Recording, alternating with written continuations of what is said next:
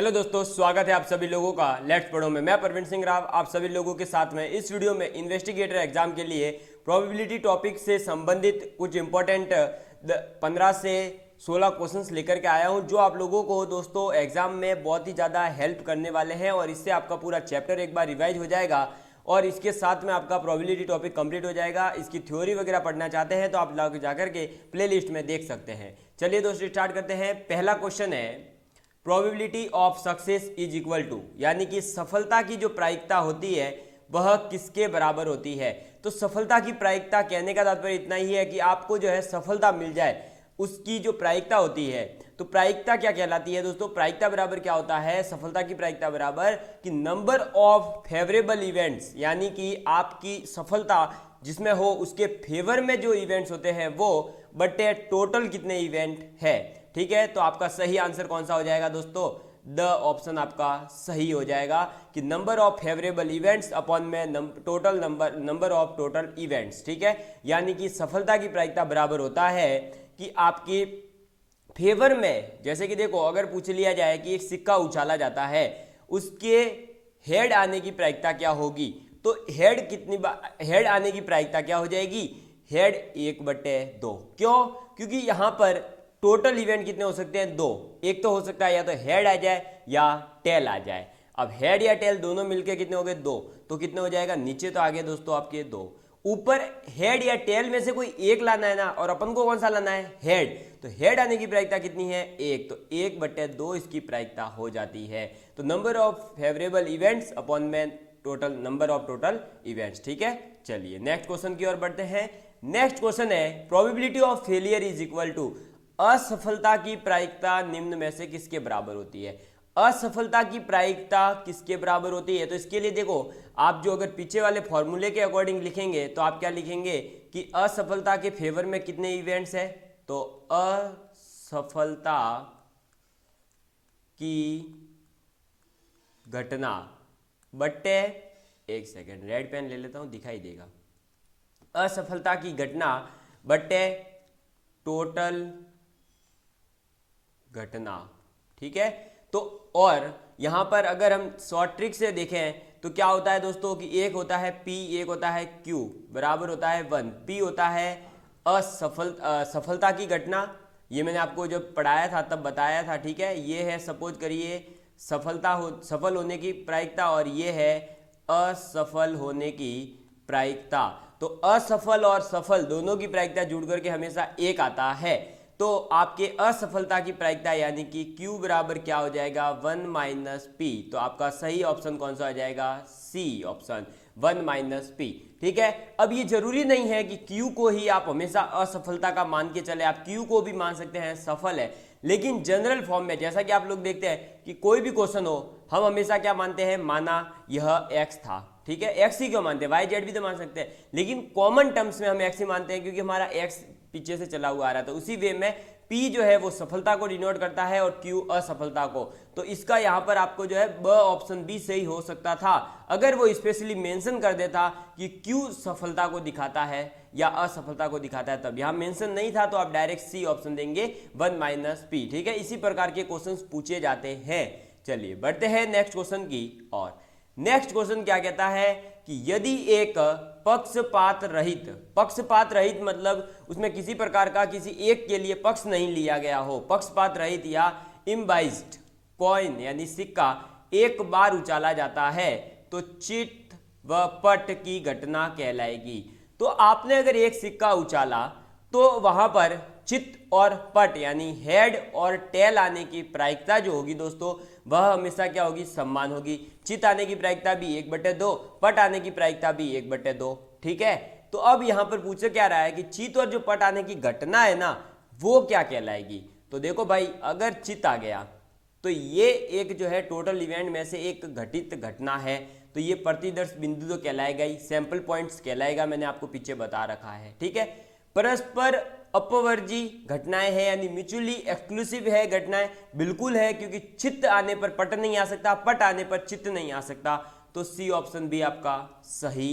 अब समान रूप से घटने वाली घटनाएं हैं क्या? हाँ बिल्कुल समान रूप से घटने वाली घटनाएं हैं। क्यों? चित्त आने की प्रायिकता कितनी है? 1/2, पट आने की प्रायिकता कितनी है, 1/2।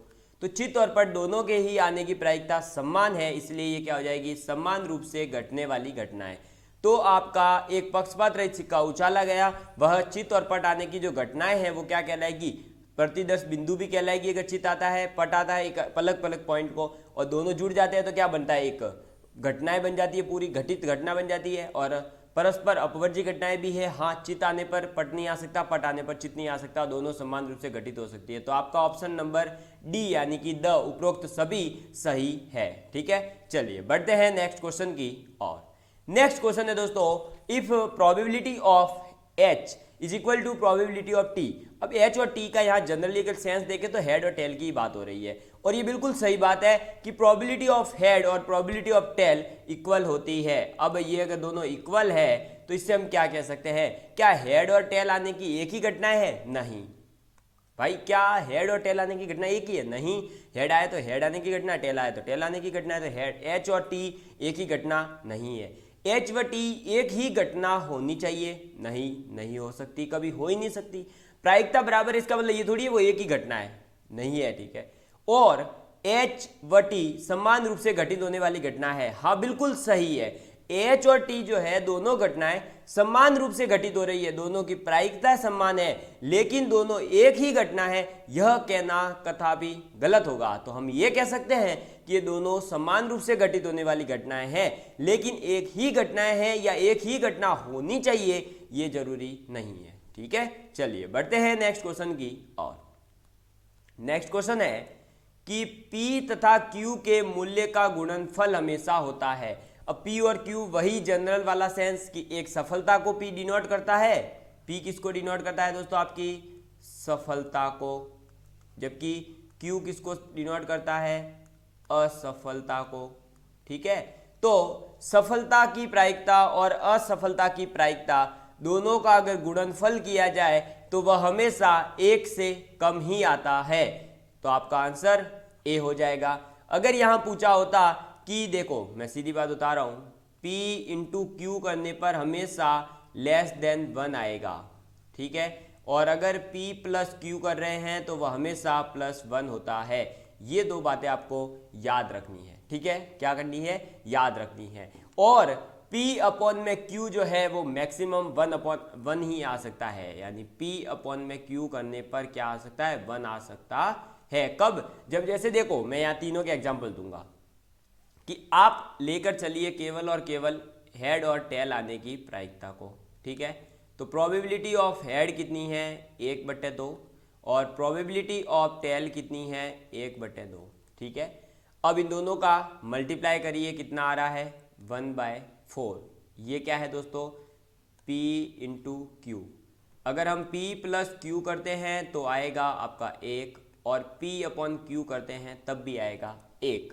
तो यहाँ आपको बात समझ में आ चुकी होगी कि मल्टीप्लिकेशन हमेशा 1 से कम आएगा, जोड़ हमेशा 1 आएगी, और भाग भी हमेशा 1 आएगा। ये याद रखना है, इससे संबंधित इस प्रकार का क्वेश्चन पूछा जा सकता है। चलिए बढ़ते हैं नेक्स्ट क्वेश्चन की और। नेक्स्ट क्वेश्चन है, यदि Na कितना है, 60, मतलब ये जो है कितनी बार आ सकता है, n के a 60 आने की, a जो है वो कितने नंबर्स पे डिनोट कर रहा है, तो 60, b कितना है, 70 नंबर्स ऑफ जो उसकी प्रोबेबिलिटी है वो, ठीक है, और a यूनियन b कितना दे रखा है, 100, तो n of a intersection b कितना होगा। मैंने आप लोगों को यहाँ फॉर्मूला बता रखा है कि a इंटरसेक्शन b, ये डी मॉर्गन्स का फॉर्मूला है, बराबर में क्या होता है दोस्तों, तो n of a plus n of b minus n of a union b, ये मैंने आपको बता रखा है। तो प्रोबेबिलिटी n ऑफ a कितना है, 60, प्लस n ऑफ b कितना है, 70, माइनस कितना हो जाएगा, 100। ये 130 में से 100 गया, 30 आ गया, तो हमारा सी ऑप्शन सही हो जाएगा। यही प्रॉपर्टी आपके प्रोबेबिलिटी में कन्वर्ट हो जाती अगर इन n की जगह क्या होता दोस्तों, p होता, तो हम लिखते हैं प्रोबेबिलिटी ऑफ a और b is equal to probability of a plus probability of b minus probability of a या b, ठीक है। तो ये डी मॉर्गन्स का फॉर्मूला है, ये यूज करना आना चाहिए, ये फॉर्मूला होता है, ये प्रोबेबिलिटी में बहुत ज्यादा यूज होता है, ये याद रखिएगा, ठीक है। वैसे मैं बता चुका हूँ थ्योरी क्लास में, वापस रिवाइज करवा रहा हूँ। तो याद रख लेना। चलिए बढ़ते हैं नेक्स्ट क्वेश्चन की और नेक्स्ट क्वेश्चन है दोस्तों कि एक थैले में 16 तो सफेद बॉल है, यानी व्हाइट बॉल कितनी है 16, और 14 कितनी है काली गेंदें हैं, ठीक है। अब यदाचित रूप से यानी कि हमने रैंडमली एक गेंद उसमें से निकाली है, तो उस गेंद के सफेद होने की प्रायिकता कितनी है। तो सफेद होने की प्रायिकता यानी कि सफेद होने के फेवर में कितनी घटनाएं घटित हो सकती है, तो 16 बटे टोटल घटनाएं कितनी घटित हो सकती है। तो भाई टोटल 30 बॉल है ना, हम कोई भी बॉल उठा सकते हैं, तो टोटल घटना कितनी हो सकती है 30। अब आप इसको काटिए, तो काटेंगे तो देखिए ये कट जाएगा 2 से 8 बार और ये 15 बार, कितना आ गया 8 बटे 15। 8 बटे 15 क्या आपको यहाँ कहीं ऑप्शन में दिख रहा है, तो नहीं, तो आपका सीधा सा आंसर जाएगा द उपरोक्त में से कोई नहीं, और इसका आंसर क्या होगा 8 बटे 15। इसी प्रकार से अगर पूछ लिया जाता कि काली गेंद की, ये तो क्या है प्रोबेबिलिटी ऑफ वाइट है, ठीक है। अगर प्रोबेबिलिटी ऑफ ब्लैक बॉल पूछता तो कितनी हो जाती 14 बटे 30। 14 बटे 30 का मतलब 7 बटे 15, ठीक है। और आप डायरेक्ट भी निकाल सकते थे कि 1 माइनस प्रोबेबिलिटी ऑफ वाइट, क्योंकि वाइट और ब्लैक बॉल है तो ब्लैक आने की प्रायिकता है, उसमें से अगर एक घटा देंगे, एक में से घटा देंगे उसे, तो वाइट आने की प्रायिकता निकल जाती। तो हमने प्रोबेबिलिटी ऑफ वाइट और ब्लैक दोनों निकाल ली, और कैसे निकालते हैं वो भी देख लिया, ठीक है। डी ऑप्शन आपका सही है। चलिए बढ़ते हैं नेक्स्ट क्वेश्चन की और नेक्स्ट क्वेश्चन है NCR is equal to, NCR और एनपीआर इन दोनों को मैंने आप लोगों को स्पष्ट क्लियर करके बता दिया था कि देखो एनपीआर बराबर होता है एन फैक्टोरियल अपॉन में एन माइनस आर फैक्टोरियल, जबकि आपके एनसीआर बराबर होता है एन फैक्टोरियल अपॉन में n minus r factorial into r factorial. ये मैं आप लोगों को बता चुका हूं। तो एनसीआर और एनपीआर दोनों मैंने बता दिए। अब देख लो एनसीआर के इक्वल में क्या हो जाएगा, तो एनसी एन माइनस आर, हाँ ये भी होता है, हाँ ये भी होता है। ये क्यों होता है वो देखो, अब प्रूव करके दिखाता हूं कि n C n minus r है, इसको मैं लिखूंगा एन फैक्टोरियल अपॉन में क्या लिखूंगा दोस्तों आप लोगों के, तो देखिए इसको मैं लिखूंगा अब n माइनस n माइनस ये प्लस हो जाएगा r फैक्टोरियल, ठीक है, और लिखा जाएगा n माइनस r फैक्टोरियल। ये n से n कट गया तो ये वापस फॉर्मूला बन करके क्या आ गया है n फैक्टोरियल अपॉन में r फैक्टोरियल और n माइनस r फैक्टोरियल। तो क्या n C n minus r और एन सी आर दोनों इक्वल है या नहीं, तो है बिल्कुल, तो आपका अ ऑप्शन सही है। सेकंड ऑप्शन चेक करते हैं एन, ये देखो ये भी जो है दोस्तों फैक्टोरियल को ही डिनोट करता है, ठीक है। तो बाइनोमियल जिसने पढ़ रखी है उन्हें पता है ये फैक्टोरियल के 2 साइन होते हैं। तो n factorial upon n minus r, तो ये तो दोस्तों आपका क्या होता है एन पी आर होता है ना, तो एन सी आर तो होता नहीं, तो ये आपका कट हो गया। सी ऑप्शन क्या कहता है एन पी आर अपॉन में आर फैक्टोरियल, हाँ बिल्कुल सही बात है। एन पी आर क्या होता है एन फैक्टोरियल अपॉन में एन माइनस आर फैक्टोरियल, और इसके अपॉन में भी अब क्या हो रहा है आर फैक्टोरियल और आ रहा है, तो ये तो वापस से क्या बन गया दोस्तों आपका एन सी आर, तो ये भी आपका सही है। यानी कि आपका अ और स दोनों ही ऑप्शन सही है, तो डी ऑप्शन आपका सही हो जाएगा कि अ और स दोनों ही आपके ऑप्शन सही है। बात समझ में आ चुकी होगी कि एनसीआर बराबर में क्या क्या होता है, तो एनपीआर बराबर होता है n factorial upon n minus r, NCR n upon में n minus r into r, और एनसी एन माइनस आर और एनसीआर बराबर होते हैं, ठीक है। चलिए बढ़ते हैं नेक्स्ट क्वेश्चन की और नेक्स्ट क्वेश्चन है कि ये if n is equal to 190 and n of a is 100 and n of b is 80 and n of a union b is 150 then p of a intersection b।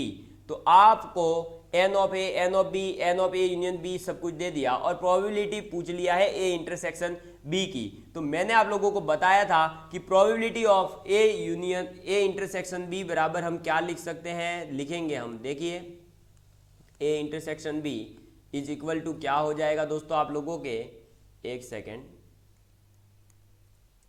तो probability of A intersection B is equal to क्या हो जाएगा दोस्तों, आप लोग क्या लिखेंगे यहाँ पर, तो यहाँ लिखेंगे probability of A plus probability of B minus probability of A union B, ये लिखेंगे। अब देखो प्रोबेबिलिटी ऑफ ए जो होगा ना वो क्या होगा, तो प्रोबेबिलिटी ऑफ ए जो होगा वो क्या होगा, एन ऑफ ए अपॉन में एन, ये होगा। क्यों ये होगा सर, क्योंकि जो एन ऑफ ए है ये कहने का मतलब है कि ए के घटना होने की मतलब जो है ये घटित हो सकता है, वो टोटल घटनाएं कितनी है, और टोटल घटनाएं कितनी है, तो आपकी है एन बराबर 190, ये है टोटल घटनाएं। क्या है, टोटल घटनाएं। ये क्या है, ए आने की घटना, ए की घटना है, और ये है आपके बी की घटना। ठीक है, ये बात आपको समझ में आ चुकी होगी। तो प्रोबेबिलिटी ऑफ ए होता है एन ऑफ ए अपॉन में एन, ऐसे ही N of P of B यानी प्रोबेबिलिटी ऑफ बी क्या हो जाएगा, एन ऑफ बी अपॉन में एन। और इसी प्रकार से probability of A union B कितना हो जाएगा, तो ए यूनियन बी बराबर कितना आ जाएगा दोस्तों आप लोगों के 150 अपॉन में टोटल घटनाएं कितनी घटित हो सकती है, यही आएगा। ठीक है, टोटल घटनाएं कितनी घटित हो सकती है यही ऊपर आ जाएगा। तो देखिए अब हम इसको क्या लिखेंगे, ए यूनियन बी अपॉन में 190। ठीक है, तो अब हम इसे सॉल्व करते हैं, वैल्यूज जो अलग अलग आ रही है वे पुट कर लीजिए। तो देखो प्रोबेबिलिटी ऑफ ए, अब प्रोबेबिलिटी ऑफ ए जैसे ही हम यहाँ वैल्यू पुट करेंगे, एन बराबर 190 दे रखा था यहाँ पर, तो यहाँ पर क्या हो जाएगा दोस्तों, आपके अलग अलग वैल्यूज पुट करनी है और कुछ ज़्यादा बेजामारी मत करना। तो प्रोबेबिलिटी ऑफ ए 100 अपॉन में 190 प्लस 80 अपॉन में 190 माइनस 150 अपॉन में 190, तो आप लोगों को ये नीचे आ जाएगा 190 और ये ऊपर जुड़ करके कितना हो जाएगा, देखिए 180 माइनस 150। ठीक है, 180 माइनस 150 और ये हो जाएगा 30 अपॉन में 190, ये 0 से 0 कट गया, तो 3 अपॉन में 19, और यही हमारा आंसर है। तो ये ऑप्शन आपको कहाँ दिखाई दे रहा है, तो ये ऑप्शन आपका ए ऑप्शन पे दिखाई दे रहा है। बात समझ में आ गई। तो एन ऑफ ए और प्रोबेबिलिटी ऑफ ए में कितना फर्क है, बस फर्क इतना है कि जो एन ऑफ ए है उसमें अगर आप टोटल घटना यानी कि कैपिटल एन का भाग दे देते हैं तो आपको प्रोबेबिलिटी मिल जाती है। ठीक है, फॉर्मूला वही है और डायरेक्टली आपको मैंने बता दिया क्वेश्चन कैसे सॉल्व करना है, समझ में आ गया। तो 3/19 जो है probability of A intersection B है। ए इंटरसेक्शन बी का मतलब क्या होता है, ए और बी दोनों के घटना घटित होने की कितनी प्रायिकता है, 3/19। ए या बी के घटित होने की प्रायिकता कितनी है, 150/19 यानी 150/190 यानी 15/19। बात समझ में आ चुकी होगी। चलिए, और ये जिसे समझ नहीं आ रहा पहले जाकर के थ्योरी क्लास देखो, समझ आ जाएगा। नेक्स्ट क्वेश्चन की ओर बढ़ते हैं। नेक्स्ट क्वेश्चन है दोस्तों आप लोगों का कि if u is equal to 1 2 3 4 5 6 7 8 और a इज इक्वल टू ये, b इज इक्वल टू ये, then a intersection b of c। c का मतलब जो ये ऊपर c लगता है ना, इस कॉम्युलेटिव, इसका मतलब क्या होता है, इसका मतलब होता है दोस्तों आप लोगों को कंपोनेंट निकालना है, उसका पूरा कंप्लीमेंट्री, उसका मतलब आपको कुछ नहीं करना, a इंटरसेक्शन b निकालिए पहले और फिर आप क्या करेंगे, a इंटरसेक्शन b जो आ रहा है उसमें और u में से आप डिफरेंस ले लेंगे। ठीक है, अब ये कैसे सॉल्व करते हैं वो मैं अभी आपको सिखाता हूं। आपको सबसे पहले यहां पर बता दूं कि ये आपके प्रोबेबिलिटी से संबंधित न होकर के ये थोड़ा सा आपके संबंधित है, किससे, तो ये आपके संबंधित है दोस्तों आपके सेट से टॉपिक से। कौन से टॉपिक से, सेट्स जो आपके कहलाता है समूचे, उससे थोड़ा सा रिलेट कर दिया गया। ये सी जो है उसमें यूज होता है, फिर भी मैं बता देता हूं कैसे करेंगे। देखिए अब देखो, सबसे पहले ए इंटरसेक्शन बी निकालते हैं, और ए इंटरसेक्शन बी का मतलब पता है क्या होता है, ए इंटरसेक्शन बी का मतलब केवल और केवल इतना होता है कि ए और बी दोनों में आने वाली संख्याओं को आप लिख लीजिए। अब ए और बी दोनों में कौन आ रहा है, तो देखिए ए और बी में 3 आ रहा है, ए में भी 3 है, बी में भी 3 है, आपको दिखाई दे रहा होगा, ये देख लो, ये रहा 3, ये रहा 3, इसी प्रकार से ये रहा 5, ये रहा 5, तो ये 5 भी आ जाएगा। इसी प्रकार से ये रहा 6, ये रहा 6, तो ये 6 भी आ जाएगा। ठीक है, तो ये हमने निकाल लिया अलग से। ठीक है, तो ये हमारे पास आ गया है कि क्या आ गया, ए इंटरसेक्शन बी कितना आया, 3, 5 और 6। लेकिन क्या हमें ये निकालना है, नहीं, हमें निकालना है ए इंटरसेक्शन बी की पावर में सी, और पावर सी का मतलब होता है u minus A intersection B, बस ये समझ गए। अब यू का मतलब क्या है जो हमें दे रखा है, ये रहा यू, देखो ये रहा यू हमारे पास कितना है 1 2 3 4 5 6 7 8, और इस 1 2 3 4 5 6 7 8 में से आप ए इंटरसेक्शन बी यानी ये जो है कंपोनेंट 3 5 और 6 इससे हटा दीजिए, तो बचेगा क्या क्या, देखो 1 आपका बचेगा, 2 आपका बचेगा, 3 गया, 4 बचेगा, 5 गया, 6 गया, 7 बचेगा और 8 बचेगा। तो हमारे पास में ए इंटरसेक्शन बी की कम्युलेटिव यानी कि सी जो है हमारे पास कितना आ जाएगा 1 2 3 4 1 2 4 7 8, यानी हमारा आंसर कौन सा हो जाएगा, बी ऑप्शन हमारा सही हो जाएगा। कौन सा ऑप्शन दोस्तों, बी ऑप्शन जो है वह हमारा सही हो जाएगा। तो ये आपके सेट से संबंधित है, थोड़ा सा समझने का प्रयास करिए, अगर समझ आता है तो ठीक, समझ में नहीं आ रहा है ना तो दिक्कत मत लेना, बहुत ईजी है। वैसे ए इंटरसेक्शन बी का मतलब ए और बी दोनों में हो तो हमने निकाल लिया, और ऊपर सी लगा, इसका मतलब ये है कि उन दोनों में जो दोनों में है ना उसको हटा दो टोटल वाले में से, और टोटल क्या था, यू था, यूनियन पूरा कितनी है, यूनिटी कितनी है, तो 1 2 3 4 5 6 7 8 थी, उसमें से घटा दिया। ठीक है, चलिए बढ़ता हूं नेक्स्ट क्वेश्चन की और नेक्स्ट क्वेश्चन है दोस्तों आप लोगों के पास 52 ताश के एक गड्डी में से एक कार्ड देव आधार पर यानी रैंडमली एक कार्ड हम निकाल रहे हैं, जब उसे वापस नहीं मिलाते हैं यानी उसे निकाल लिया तो उसे वापस अंदर नहीं डालना है, यानी पहले 52 पत्ते थे अब एक निकाल लिया तो अब 51 पत्तों के साथ हमें जो है आगे का खेल करना है, ये नहीं कि हम उस पत्ते को वापस डालें। अब वापस हमने क्या करा, उसको नहीं डाला, फिर हमने दूसरा कार्ड भी निकाला देव आधार पर ही यानी रैंडमली ही वापस निकाला, तो इसकी क्या प्रायिकता है कि दोनों पत्ते इक्के हो, दोनों पत्ते क्या हो, इक्के हो।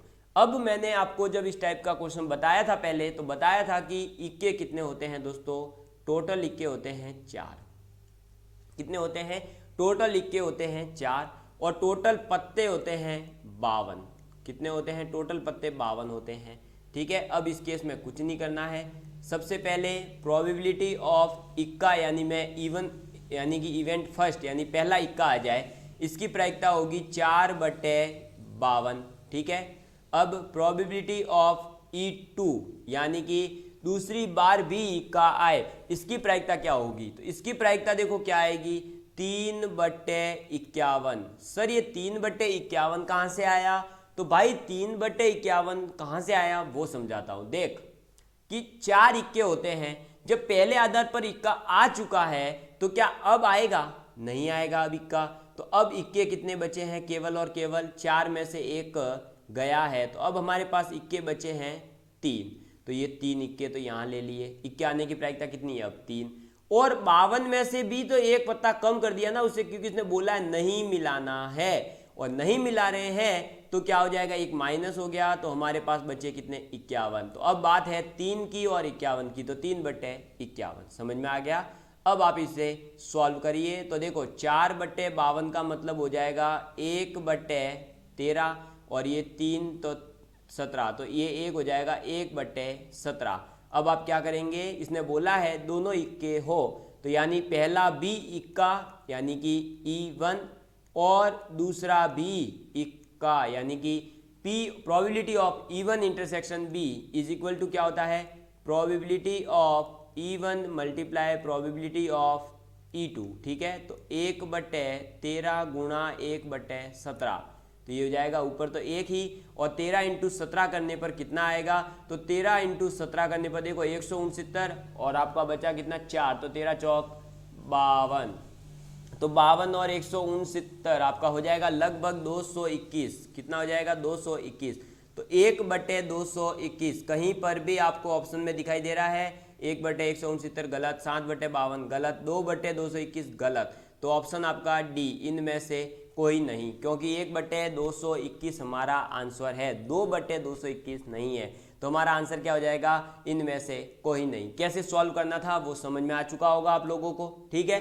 पहले हमने पहला इक्का आने की प्रोबेबिलिटी निकाली, फिर दूसरा भी इक्का है इसकी प्रोबेबिलिटी निकाली, फिर इन दोनों के आने की प्रायिकता पूछी है, लेकिन हमें ये नहीं बोला पहली बार इक्का है इसकी क्या प्रायिकता है या दूसरी बार इक्का है इसकी क्या प्रायिकता है, हमें बोला है दोनों बार इक्का है, इसकी क्या प्रायिकता है, तो दोनों बार इक्का है, इसकी प्रायिकता क्या हो जाएगी, पहले वाले के साथ इंटरसेक्शन दूसरा, और इंटरसेक्शन का जो सॉल्व किया जाता है तो ये लिखा जाता है probability of E1 into probability of E2। ऐसे ही प्रोबेबिलिटी ऐसे बोला होता कि पहला इक्का है या दूसरा इक्का है तो क्या हो जाता probability of E1 plus probability of E2, तो यहाँ हम मल्टीप्लाई ना करके प्लस करते, ठीक है, तब हमारा आंसर जो है कुछ और होता। चलिए बढ़ते हैं नेक्स्ट क्वेश्चन की और नेक्स्ट क्वेश्चन है दो पासे एक साथ फेंके जाते हैं। क्या किया जाता है दोस्तों, दो पासे लिए हमने, अब दो पासे हैं तो पासों के ऊपर गिनती जो है कितनी लिखी रहती है दोस्तों, 1 से लेकर के 6 तक।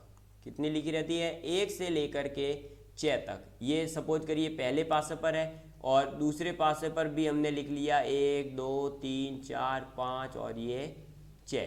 अब दो पासे हैं एक साथ फेंके जा रहे हैं, दोनों को अगर एक साथ फेंका जाता है तो दोनों के बिंदुओं का योग, यानी दोनों के ऊपर सपोज करिए इसके ऊपर आता है 5 और इसके ऊपर आता है 2, अलग अलग जो बिंदु निकलेंगे ना एक साथ फेंकने पर, तो जब दोनों से जो दो बिंदु आ रहे हैं उनका योग जो है वो 11 से अधिक नहीं होना चाहिए। यानी कि E1 पे कोई बिंदु आया और दूसरे से भी आया, इन दोनों को हमने जोड़ा, इसने बोला है कि वो योग 11 से अधिक आए।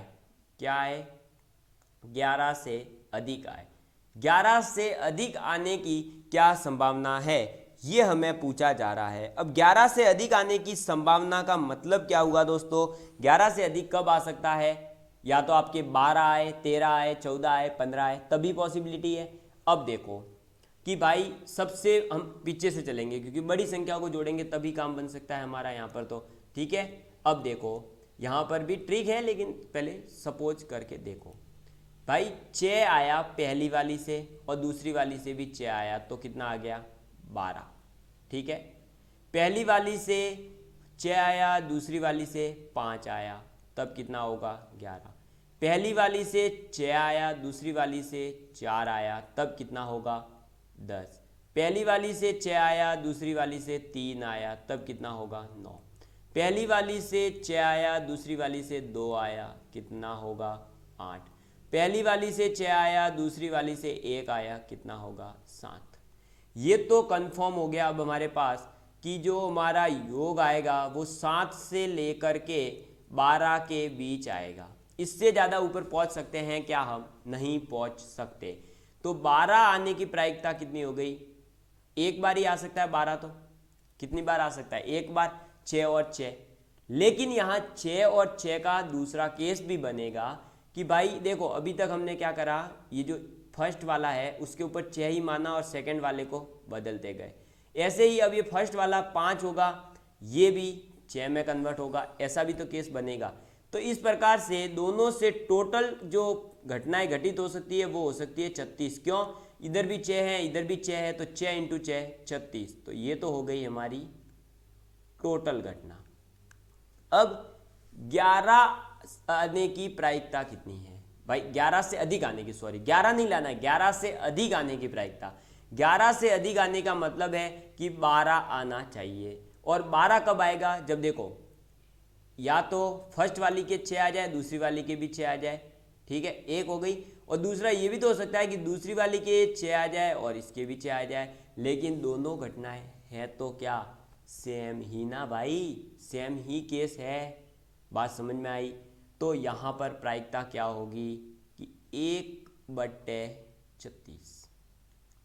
क्या इसके अलावा आपको कोई पॉसिबिलिटी दिखती है, बता दो कोई। भाई देखो यहाँ पर 5 हो जाए, यहाँ 6 हो जाए, तब भी 11 आएगा। यहाँ पर 4, टोटल 12 से ऊपर पहुँच ही नहीं सकता। तो दोस्तों हमारा ऑप्शन कौन सा सही हो जाएगा, ऑप्शन नंबर आपका 10 सही हो जाएगा, इनमें से कोई नहीं। बात समझ में आई। एक साथ दो पासे फेंके थे, 6 आएंगे तभी 12 आ सकता है, बाकी तो सब में कम ही आएगा और 7 से ऊपर ही आएगा। तो 1/36 इसकी प्रायिकता संभव थी। ठीक है, चलिए बढ़ते हैं नेक्स्ट क्वेश्चन की और नेक्स्ट क्वेश्चन है ए तथा बी घटनाओं के घटने की प्रायिकता को लिखते हैं। ए तथा बी इंग्लिश में पढ़ो, ए एज वेल एज बी, यानी ए और बी दोनों, ए भी हो और बी भी हो, तो हम क्या लिखेंगे, क्या ये लिखेंगे ए प्लस बी? नहीं, ये कब लिखा जाता है? जब ए या बी यानी ए और बी, ए हो जाए तो ठीक, ए नहीं हो और बी हो जाए तो ठीक। लेकिन यहाँ बोला ए भी हो एज वेल एज बी भी हो, तो क्या ऑप्शन हो जाएगा? ये भी नहीं हो सकता। ये किसको डिनोट करता है? जब ए घटित हो चुकी हो और बी घटने की प्रायिकता, तो ये तो नहीं है। और बी या सी की तरह, बी या सी की तरह, भाई इसका कोई सेंस ही नहीं निकलता, ठीक है। तो हमारा ऑप्शन नंबर बी ही सही है कि प्रोबेबिलिटी ऑफ ए गुणा बी, क्योंकि मैंने पीछे बता रखा है probability of A intersection B को हम लिखते हैं प्रोबेबिलिटी ऑफ ए गुणा प्रोबेबिलिटी ऑफ बी, और चाहे आप ए इंटू बी करके प्रोबेबिलिटी निकालो तब भी आंसर वही आता है। तो ए तथा बी घटनाओं के घटने की प्रायिकता कहलाती है probability of A into B, ठीक है। चलिए नेक्स्ट क्वेश्चन। एक ताश की गड्डी में से एक पत्ता यादृच्छिक रूप से निकाला जाता है, ठीक है। अब उसके एक रानी अथवा एक बादशाह होने की संभावना क्या है? एक ताश की गड्डी है जिसमें पत्ते कितने होंगे? 52, ठीक है। अब 52 में से हमने अचानक से एक पत्ता निकाला है। अब उस पत्ते के प्रोबेबिलिटी ऑफ क्यून होने की अथवा यानी कि प्लस प्रोबेबिलिटी ऑफ बादशाह को आप लिख सकते हो किंग, ठीक है। तो प्रोबेबिलिटी ऑफ क्यून अथवा प्रोबेबिलिटी ऑफ बादशाह, यानी आप इसे क्या कहेंगे कि प्रोबेबिलिटी ऑफ क्यू यूनियन के, ठीक है। और इसे लिखेंगे ऐसे। अब क्यून आने की प्रायिकता, तो क्यून कितनी होती है दोस्तों? 4, तो 4/52 प्लस बादशाह भी कितने होते हैं? 4, तो 4/52, दोनों को जोड़ेंगे तो कितना हो जाएगा दोस्तों? ये हो जाएगा आपके 52, तो नीचे और ऊपर वाले जुड़ जाएंगे 8। अब ये कटेंगे तो कितनी बार कटेंगे? देखो 52 तो कितनी बार कटेगा? 4 से ये 13 बार और ये 4, ठीक है। तो कितना आ जाएगा? सॉरी 4 दूनी 8, हाँ, तो कितना आ जाएगा? 2/13। कितनी आई प्रायिकता? 2/13। 2/13 हमारा ऑप्शन नंबर सी है। तो पी मतलब रानी या बादशाह आने की संभावना क्या हो जाएगी? Probability of queen plus probability of बादशाह इज इक्वल टू 2/13। तो हमारा सी ऑप्शन सही हो जाएगा, ठीक है। चलिए बढ़ते हैं नेक्स्ट क्वेश्चन की और। नेक्स्ट क्वेश्चन है ए एक स्वतंत्र है और बी आश्रित घटना है, तो ए इंटरसेक्शन बी के घटित होने की प्रायिकता क्या होगी? अब देखो probability of A intersection B, इसे हम क्या लिखेंगे? तो इसे हम लिख सकते हैं probability of A multiply by probability of B when A is already happened, और हमारा बी ऑप्शन सही हो गया।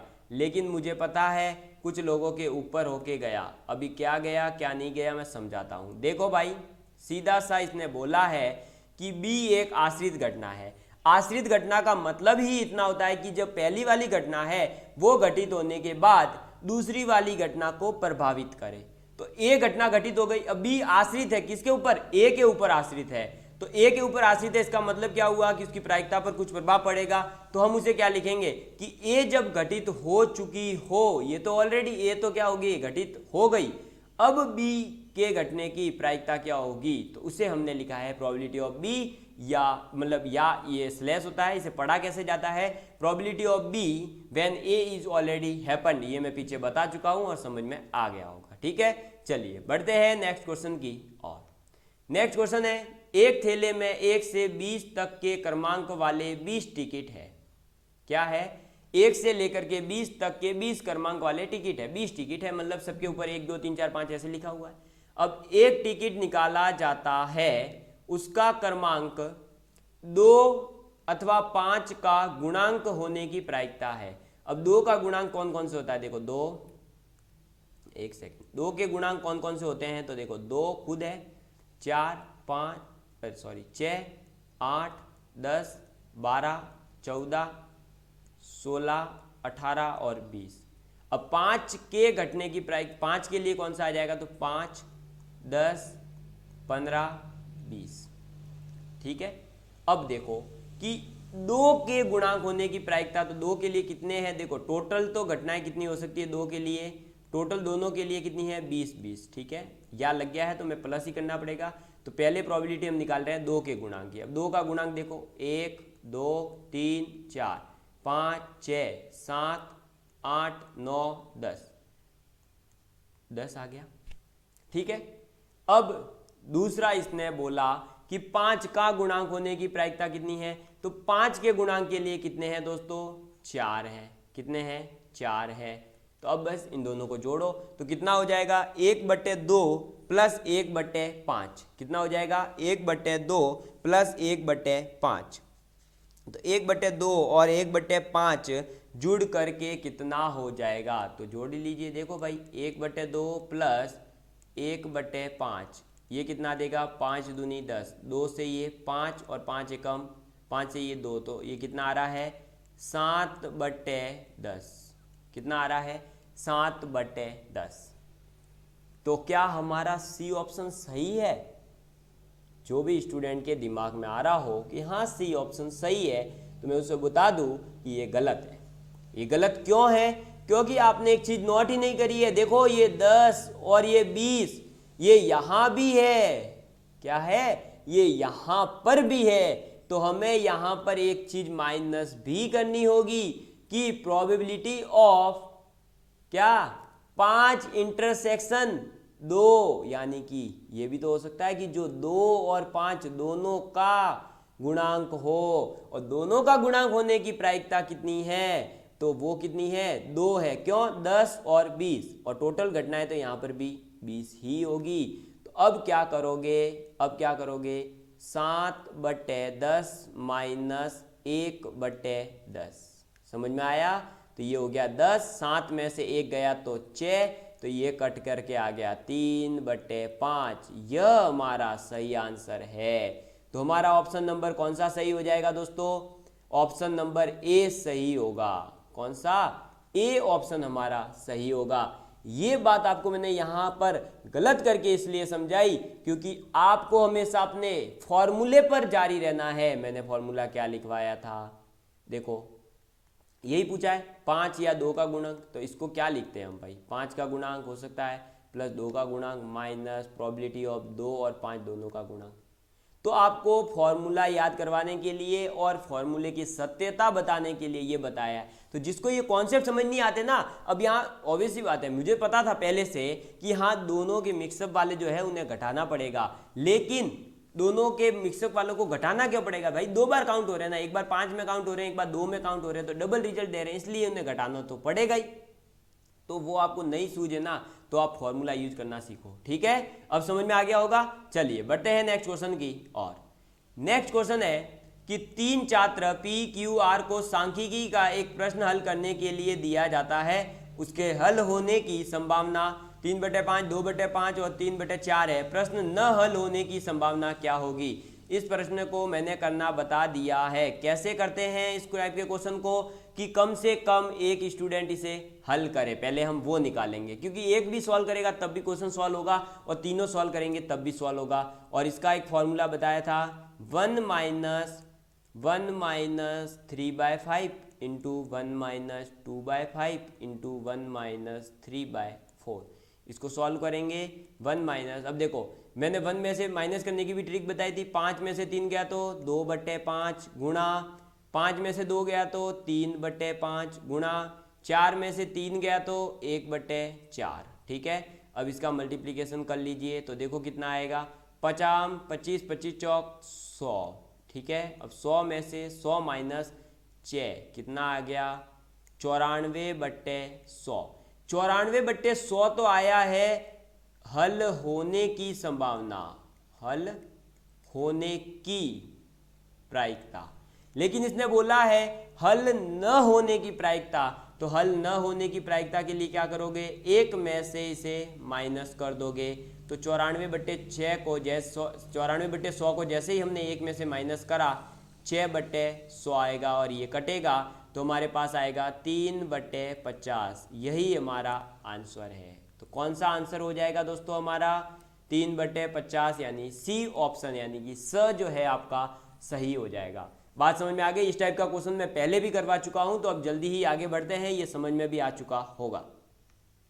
नेक्स्ट है दोस्तों कि एक मित्र है, क्वेश्चन क्या पूछ रहा है, एक व्यक्ति के 4 मित्र है, सॉरी कितने मित्र है, एक मित्र नहीं है 4 मित्र है, ठीक है। अब 4 मित्र है, वह एक या अधिक मित्रों को वह कितनी प्रकार से भोजन पर आमंत्रित कर सकता है। भाई उसका टारगेट है 4 मित्र है और उसका अब ये है कि एक या अधिक मित्रों को, 1 2 3 4, चारों को बुलाएगा, मैक्सिमम 4 है, तो अधिक मित्रों को वह कितनी प्रकार से भोजन पर आमंत्रित कर सकता है। ये आप लोगों को मुझे कमेंट करके इसका आंसर बताना है कि ए बी सी डी में से कौन सा सही है। ठीक है दोस्तों, आज का ये सेशन कैसा लगा कमेंट करके जरूर बताइएगा। तब तक के लिए बाय बाय, थैंक यू।